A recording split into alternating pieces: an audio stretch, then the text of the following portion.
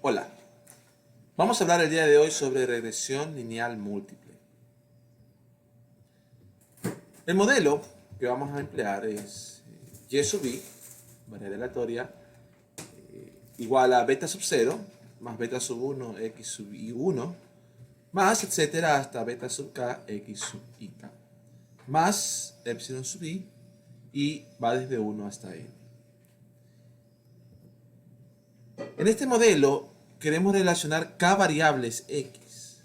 Note usted que tenemos un término de intercepto beta 0 y tenemos k términos o k coeficientes que son pendientes, k pendientes, y tenemos k variables de explicación, n observaciones. Los x, x11 hasta x sub nk, son constantes fijadas de antemano. Los betas son parámetros que vamos a suponer constantes también, no son aleatorios, y suponemos que son desconocidos. Los errores son variables aleatorias que satisfacen los siguientes supuestos, epsilon 1 a epsilon n. Primero, el modelo es correcto, cuando no necesariamente es cierto, pero la idea de ese supuesto es que el valor esperado de cada error es 0. Los errores son variables aleatorias, ¿no? A diferencia de los betas y los x que son constantes. Supuesto de homoselasticidad, la varianza de todos los errores de 1 a n es la misma constante sigma cuadrado.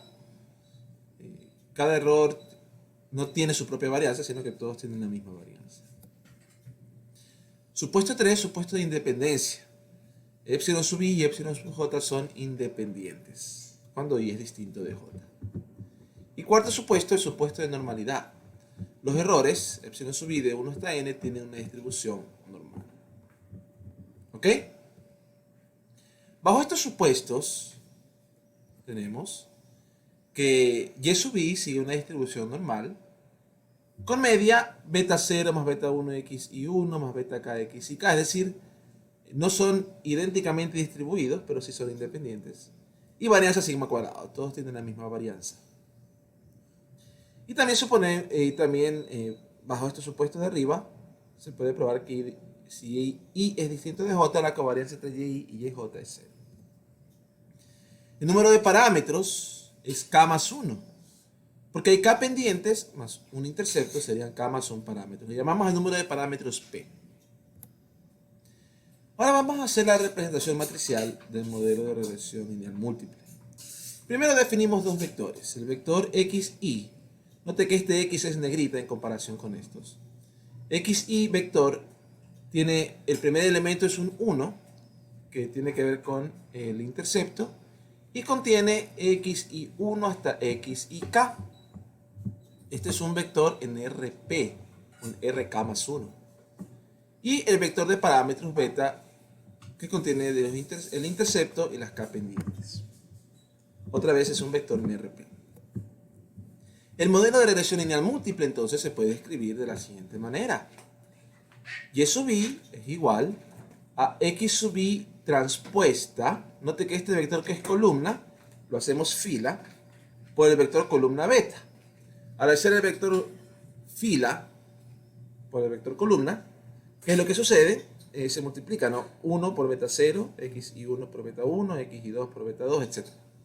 Y es el mismo modelo que teníamos hace un momentito. Entonces esta es una forma de representarlo con estos dos vectores. Ahora, vamos a poner todas las variables aleatorias y1 hasta yn en un vector aleatorio, y negrita. Este no es un vector en Rn, porque estos no son números reales. Estos de aquí son variables aleatorias. La variable aleatoria es una función que asigna un número real a cada elemento del espacio muestral. Entonces esto es un vector aleatorio. Lo mismo aquí, note que este epsilon que está aquí es negrita en comparación con este epsilon, ¿verdad? Muy bien. Disculpe el movimiento de la cámara, mi perrita está moviéndome ahí abajo. Entonces, definimos esta matriz X que contiene la primera columna de unos. Y están todos los X aquí, desde x1 hasta x sub nk. También se puede formar la matriz X con los vectores que vimos acá, estos vectores que están aquí, puestos como transpuesta. X1 transpuesta, como fila, ¿no? Hasta xn transpuesta. Esto es una matriz n por p. El modelo de regresión lineal múltiple se puede escribir entonces de la siguiente manera. Matriz Y o vector Y igual matriz X por vector beta más un vector de error. Qué sencillito ya quedó eso, ¿no? En forma matricial se simplifica bastante la notación. Y de hecho, muchas de las demostraciones que hicimos en el video de regresión lineal simple sobre sumatorias con matrices funcionan de forma bastante elegante. A la matriz X se le suele llamar matriz de diseño. Cuando, si alguna vez toman un curso de diseño experimental, para diseñar experimentos, básicamente el problema es seleccionar la matriz X. Y entonces uno puede, según el propósito del experimento, decidir qué va a ir en esa matriz, ¿no? En la matriz de diseño. Bien. Ahora, conducimos el experimento y observamos el vector Y negrita minúscula. Este es un vector en Rn. Este es un posible valor que toma Y mayúscula, negrita. Y si yo hago el experimento otra vez, quizás esta Y minúscula da otro valor. La misma variable aleatoria, pero puede dar distinto valor cada vez que corre el experimento. No son variables aleatorias, ¿no? En este caso, este es un vector en Rn. Igual que hicimos en la regresión lineal simple, queremos encontrar un estimador que minimice la suma cuadrática de los errores. Cuando uno resuelve ese problema de minimización, resulta que el óptimo se obtiene resolviendo estas ecuaciones. Estas se llaman ecuaciones normales del modelo. X transpuesta por X multiplicado por el vector beta es igual a X transpuesta por Y. La solución de este sistema de ecuaciones, si existe, y no siempre es única, pero si esta matriz X transpuesta X es inversible, la solución siempre existe y es única. Y en ese caso sería X transpuesta X inversa por X transpuesta Y. ¿Bajo qué condiciones la solución no existiría? Por ejemplo, si n es menor que p. Siempre, menor o igual de hecho. Siempre se espera que n sea mayor que p. Para n igual p pudiera existir la solución, pero corremos en otros problemas después. Aquí suponemos n mayor que p. Y también para que exista esta inversa, las columnas de X tienen que ser linealmente independientes. Es decir, no puede haber una que sea combinación lineal de las otras, ¿no? En ese caso la inversa existirá. Estas matrices X transpuesta X y X transpuesta Y serán muy importantes a la hora de hacer los cálculos, como veremos dentro de un momento. Ahora, aquí si en vez de Y minúscula pongo Y mayúscula, beta sombrero se convertirá en un vector aleatorio. Con Y minúscula es simplemente un vector RP. Es el estimador dado ese Y minúscula. Pero si aquí reemplazo por Y mayúscula, el beta sombrero da distintos para cada experimento que realizo. Y claro, nunca me va a dar exactamente igual a los parámetros reales, pero se puede demostrar que el valor esperado de beta J sombrero es igual a beta J, para J que va desde 0 hasta acá. También, esta matriz X transpuesta X inversa, si le llamamos C, resulta que la varianza de beta J sombrero son los elementos de las diagonales de este X transpuesta X inversa, CJJ, multiplicados por la varianza del error original. Ustedes recuerdan en regresión lineal simple, la varianza de beta 1 sombrero daba sigma cuadrado sobre SXX. Es algo similar aquí. Se puede demostrar también que si los errores originales son normales, entonces beta J sombrero sigue una distribución normal con media beta J y varianza sigma cuadrado por C sub JJ. C sub JJ es el elemento de la diagonal correspondiente en X transpuesta X inversa. ¿Okay? Es la estimación de mínimos cuadrados. Nota que las fórmulas quedan bien bonitas usando matrices, ¿no? Valores ajustados. Y sub i sombrero sería X sub i transpuesta por beta sombrero. Este no va a ser el ajuste real porque no utilizo aquí beta, pero es un ajuste estimado. Los residuos sería la diferencia entre el valor observado de y el valor estimado por el modelo. Si definimos los vectores y sombrero, como y1 sombrero hasta yn sombrero, esto es un vector en Rn, y aunque se reemplaza por y ya son variables aleatorias, y defino e como el vector de residuos, Entonces, el vector y sombrero es igual a la matriz de diseño X por el vector de parámetros estimados beta sombrero. Y el vector de residuo es simplemente el vector y menos y sombrero. Ahora, los residuos no son lo mismo que los errores. Los errores son independientes, los errores tienen media cero, varianza sigma cuadrado. Los residuos, en cambio, tienen restricciones lineales. Usted puede hacer el experimento varias veces. La matriz X no cambia, cambia a Y, ¿verdad? Usted puede sacar varios Y. Y el residuo siempre satisfará que X traspuesta por E es igual a 0. Como X tiene P filas, X traspuesta tiene, perdón, X tiene P columnas, X traspuesta tiene P filas. O sea, aquí se imponen P restricciones lineales. Y si X traspuesta a X inversible, esas P restricciones lineales son de hecho linealmente independientes. Entonces esta de aquí define un hiperplano en Rn. Aunque E está en Rn, tiene n números de dimensión n, los grados de libertad son n menos p. Puede tomar cualquier valor en los números reales, Rn, sino que hay un subespacio de dimensión n menos p en los cuales toma valores. Al igual que el error, el residuo tiene valor esperado 0. Pero note usted que la varianza de los residuos no es sigma cuadrado, no es la misma que la varianza de los errores. La varianza de los residuos es sigma cuadrado por 1 menos X sub i transpuesta, X transpuesta de X inversa por X sub i. Este X sub i son los vectores esos que tienen 1, X sub i 1, este X sub i k. Este es 1 por P, este es P por P y este es P por 1, entonces eso da un numerito, 1 por 1. Entonces este numerito que está aquí siempre da entre 0 y 1. Entonces le restamos de 1 y esto da la varianza del residuo, no es sigma cuadrado. Porque realmente los residuos no son iguales a los errores, aunque son mímica en teoría, ¿no? Ahora este valor que está aquí, X sub i transpuesta, X transpuesta, X inversa por X sub i, generalmente no es muy grande. De hecho, todos, si usted suma el de i igual 1, 2, 3 hasta n, la suma de todos da p. Y p, si p es pequeño, estos de aquí son pequeñitos, ¿no? Entonces, casi siempre los residuos, sobre todo si n es bastante grande, los residuos, la varianza de los residuos será cercana a sigma cuadrado, pero no igual. Los residuos tienen covarianza, cosa que los errores no tenían. La covarianza entre I e IJ es menos sigma cuadrado, X sub i transpuesta, X transpuesta de X inversa por X sub J. Sí, los residuos tienen covarianza que puede ser negativa, ¿no? Aquí. Valor esperado de la suma cuadrática del error es n menos p por sigma cuadrado. Suma cuadrática del error se acuerda que es la suma de los residuos es sub i elevado al cuadrado. Esa es suma cuadrática del error. Aunque es realmente suma cuadrática de los residuos, pero le llamamos suma cuadrática del error. Entonces, el valor esperado es n menos p sigma cuadrado. Y por esa razón, bueno, antes de eso, la suma cuadrática del error dividida para sigma cuadrado sigue una distribución g cuadrado con n menos p grados de libertad, bajo el supuesto de que los errores son normales. Y debido a este valor esperado, la media cuadrática del error, el estimador de la varianza, es suma cuadrática del error dividida para los grados de libertad n menos p.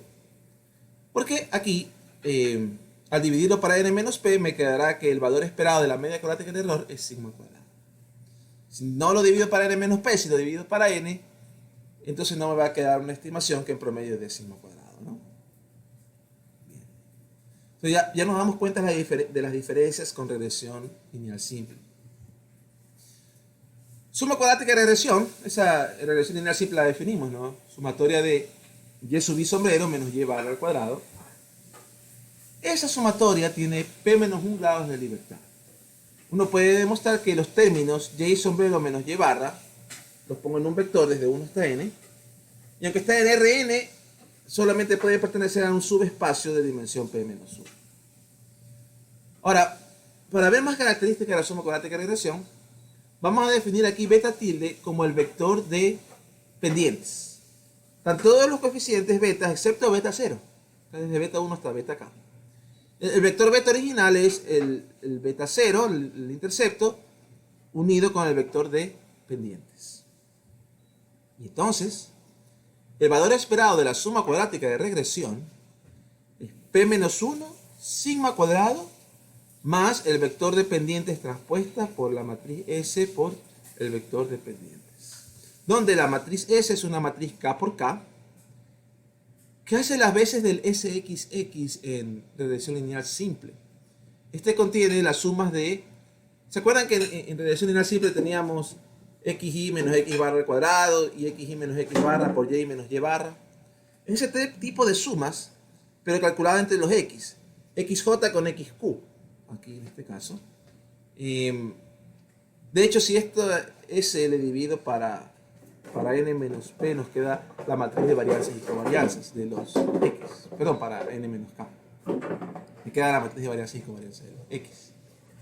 Pero en este caso, estas sumatorias multiplicadas por esto da el valor esperado ahí. ¿Qué notamos? Esta matriz S, si las columnas de X son linealmente independientes, las columnas de la matriz X, este S es una matriz definida positiva. ¿Qué quiere decir? Que este término siempre es mayor que 0, excepto si beta tilde es 0. Si todos beta tilde es 0, es el único caso en el que esto de aquí sería 0. Si no, es mayor, estrictamente mayor que 0. Entonces, si beta 1 a beta k son 0, es decir, si todas las pendientes son 0, si las x no afectan a y, el valor esperado de la suma cuadrática de regresión sería simplemente p menos 1 sobre sigma cuadrado, porque este término de acá sería 0. Y la suma cuadrática de regresión dividida para sigma cuadrado tendría una distribución g cuadrado con p menos 1 grados de libertad. Por eso la media cuadrática de regresión la definimos como suma cuadrática de regresión dividida para p menos 1, número de parámetros menos 1. Regresión lineal simple teníamos dos parámetros, 2 menos 1 era 1 y simplemente dividíamos para 1, ¿se recuerdan? Hace dos videos atrás. Aquí dividimos para p menos 1 en general. ¿Ok? Análisis de varianza. La suma cuadrática total, la suma de y menos y barra al cuadrado, es simplemente y transpuesta y, que es la suma de y cuadrado menos n veces y barra al cuadrado. Ese es el mismo que regresión lineal simple. Suma cuadrática de regresión, note esta fórmula. Beta sombrero transpuesta por x transpuesta y menos n y barra. Lo bueno es que x transpuesta y ya lo calculé al principio para calcular beta sombrero, entonces esto hace una forma fácil de calcular suma cuadrática de regresión. En vez de calcular n números aquí, n y sombreros y luego restarles y barra elevado al cuadrado, esta fórmula veremos en el ejemplo que es más fácil. Suma cuadrática del error, sumatoria de y menos y sombrero al cuadrado, es simplemente y transpuesta y menos beta transpuesta x transpuesta y. Es fácil de aquí de ver que si sumo la suma cuadrática de regresión y la de error, me da la total. Porque se cancela básicamente esto, ¿no? El coeficiente de determinación r cuadrado CCR sobre SCT, lo mismo que en regresión lineal simple. Media cuadrática de regresión es suma cuadrática de regresión dividida para p menos 1. Eso vimos hace un momento. La media cuadrática de error también vimos hace un momento. El valor f, media cuadrática de regresión dividida para media cuadrática del error.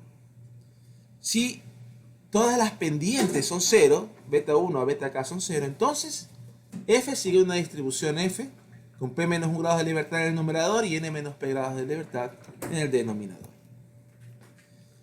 Y eso utilizamos para rechazar la hipótesis nula si f es mayor que f sub p menos 1 n menos p alfa. Cabe recalcar aquí que si la hipótesis nula es falsa, si es verdadera la hipótesis nula, en el numerador, el valor esperado del numerador es sigma cuadrado. Y el valor esperado del denominador sería sigma cuadrado. Entonces f daría alrededor de 1.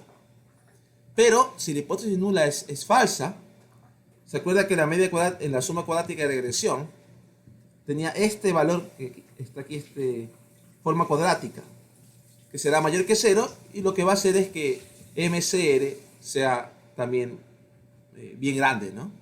En comparación con MC. Y entonces eso se va a reflejar en la prueba de hipótesis. Esta es la prueba de hipótesis que se está haciendo aquí. Beta 1 igual beta k igual a 0 versus H1 no es verdad que H0. Al menos uno de los pendientes, al menos uno o quizás más de las pendientes son distintas de 0. ¿Ok? Vamos a un pequeño ejemplo. Estos son 32 vehículos de la década del 70. Un estudio que hubo, me parece que son de modelos 73, 74, alrededor de esa época. Estos 32 vehículos se les midió el peso de cada uno de estos modelos. Aquí el peso está en miles de libras. 2.6 quiere decir 2.600 libras, ¿no? Y el consumo está en galones para recorrer 100 millas. De 4.7 quiere decir que para andar 100 millas le tomó 4.7 galones. Llenaron el tanque de gasolina. Con el tanque lleno comenzaron las 100 millas. Cuando llegaron a las 100 millas, volvieron a llenar el tanque y vieron cuánto fue la diferencia, ¿no? Y ahí están estos datos. La potencia está en caballos de fuerza, ¿sí? 110 caballos de fuerza, 110, 93, etc.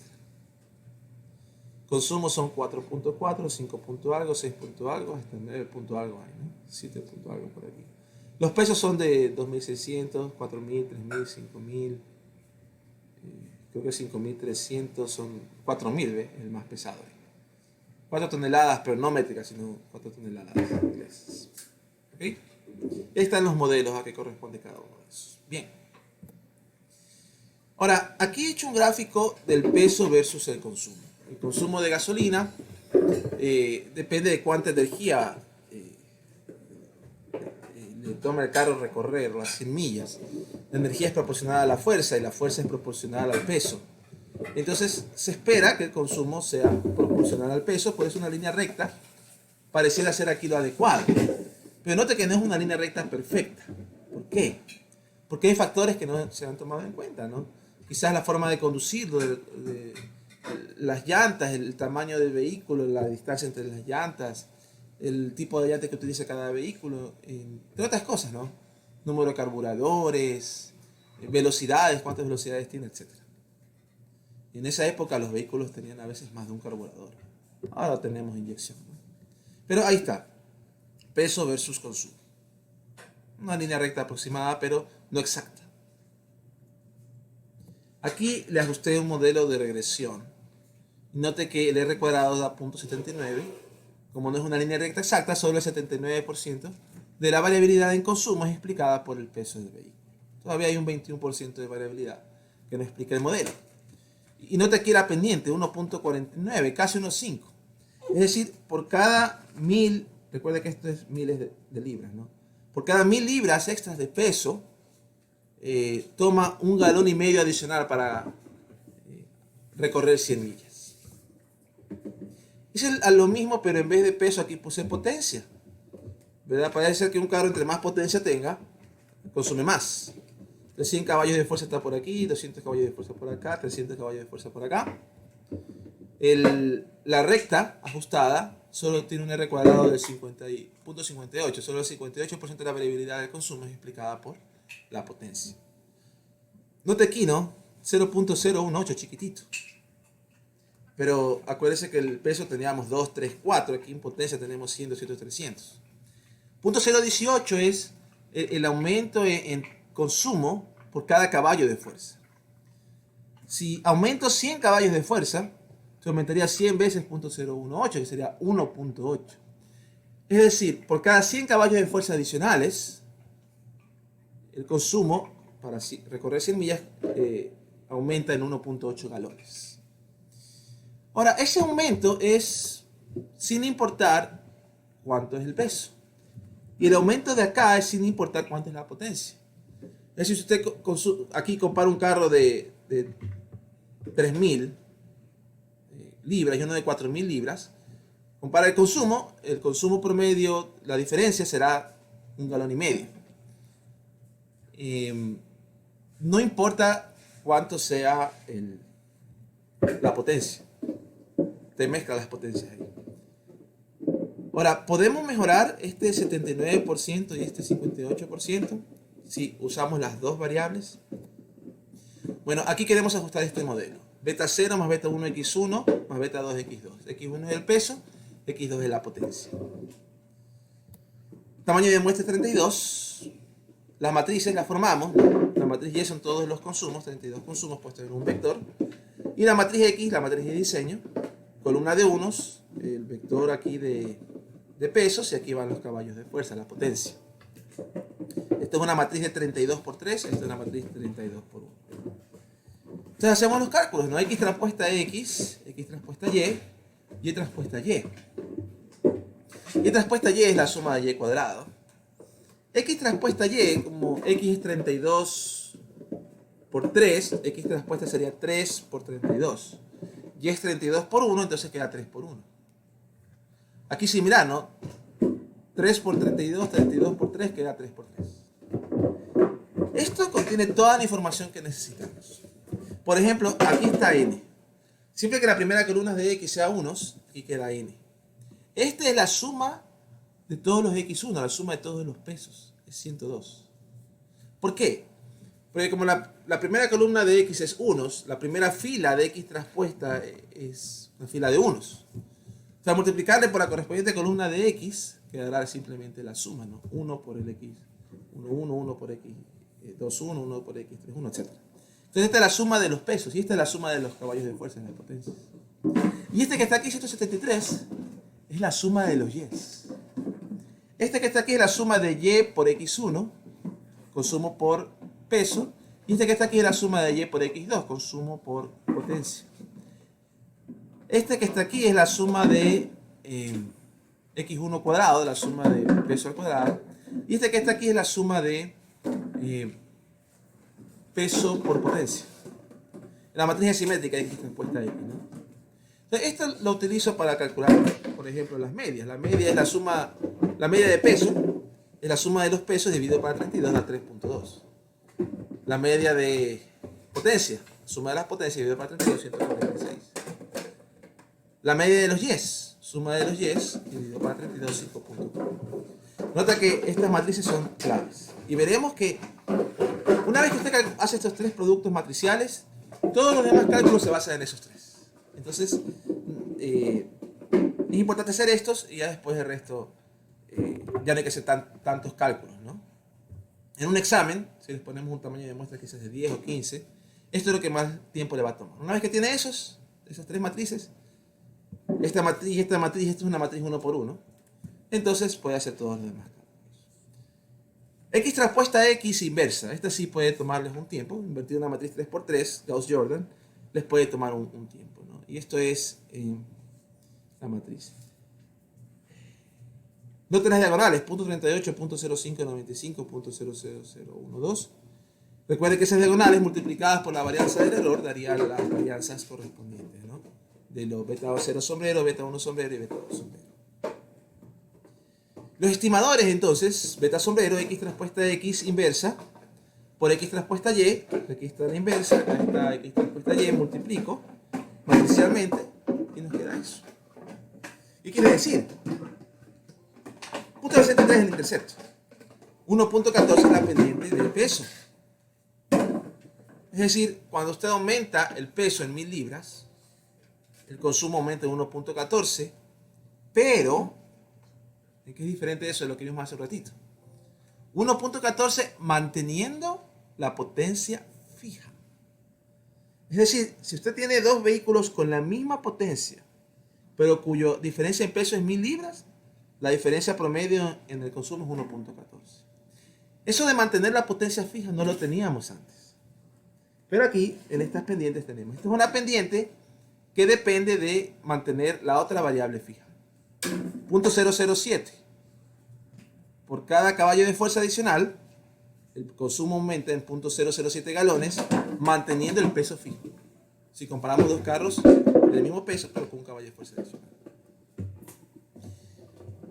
Ahora, tengo aquí beta sombrero, tengo acá X transpuesta Y, puedo calcular beta sombrero transpuesta por X transpuesta Y. 3 multiplicaciones y 2 sumas, 1011. Este lo utilizo para calcular suma cuadrática de regresión. Y transpuesta Y, que ya teníamos de acá, menos beta sombrero X transpuesta Y, que teníamos acá, 12.78. La suma cuadrática del error, grados de libertad, 32 observaciones, menos 3 parámetros del modelo, beta 0, beta 1, beta 2, son 29 grados de libertad. Entonces, la media cuadrática del error es 0.44. Esa es la estimación de la varianza del error. La verdadera varianza del error no la conocemos, pero sabemos que este es un estimador insesgado, que en promedio me da la verdadera varianza del error. Si yo vuelvo a repetir el experimento con quizás los mismos 32 carros, no voy a obtener las mismas valores de consumo por diferentes situaciones. Y me va a dar un valor quizás no 0.44, lo mejor va a dar 0.5 o 0.4 o 0.38. Pero en promedio me va a dar la verdadera varianza. Este 0.0595 que está aquí es este que está aquí, el elemento de diagonal. Entonces, 0.0595 por la media cuadrática del error me daría una estimación de la varianza de beta 1 sombrero. La raíz de eso me daría una estimación de la desviación estándar de beta 1 sombrero. Eso es lo que conocemos como error estándar o standard error, ¿verdad? De beta 1 sombrero. Como no uso la verdadera varianza, sino que utilizo una estimación, tendría que utilizar por un intervalo de confianza un valor t. La t tendrá los mismos grados de libertad que el error, 29. Si quiero un intervalo de 95% de confianza, aquí va alfa medios, alfa sería 0.05, alfa medios 0.025. Y entonces el intervalo de confianza para beta 1 sería 1.14, que es la estimación, 1.14, más menos el valor t por el error estándar, que el intervalo de confianza quedaría que el verdadero beta 1 está entre 0.81 y 1.47, 1.48 casi, ¿no? Bien, suma cuadrática de regresión. Note que este ya lo teníamos hace un ratito, 1011, menos 32 veces y barra al cuadrado, 70.84. Suma cuadrática total, y respuesta y, que ya lo teníamos, n y barra, que ya lo calculo acá arriba, 83.62. Entonces r cuadrado es simplemente 70.8 dividido para 83.6, 0.84. 7, casi 0.85. Si explicamos casi el 85% usando las dos variables en vez de utilizar solo una. La media cuadrática de regresión es la suma cuadrática de regresión dividida para su grado de libertad. Hay tres parámetros, 3 menos 1 es 2. Entonces da 35. Valor f da 80. Y para probar la hipótesis de que beta 1 y beta 2 son 0, versus la hipótesis de que al menos uno de los dos no es 0, el valor de la tabla f es 3.32. Tabla f les puede enseñar su profesor del curso cómo utilizarla. En todo caso, 80 es muchísimo mayor que 3.32, es decir, existe amplia evidencia de que al menos una de las dos pendientes no es 0. ¿Okay? Hay muchos otros detalles sobre regresión lineal múltiple, quizás con su profesor pueda darle algunos de ellos, como por ejemplo cómo hacer la tabla ANOVA, cómo hacer pruebas individuales para cada beta 1, para beta 2, y entre otras cosas. ¿Okay? Hay otros temas de regresión lineal múltiple, como multicollinealidad, regresión polinómica, pero no alcanzamos a ver en este curso. Este es un curso básico, pero algunos de ustedes de la carrera de estadística cogerán quizás el curso de modelos estadísticos y verán mucho más sobre este tema. ¿Okay? Eso es todo por ahora, muchas gracias.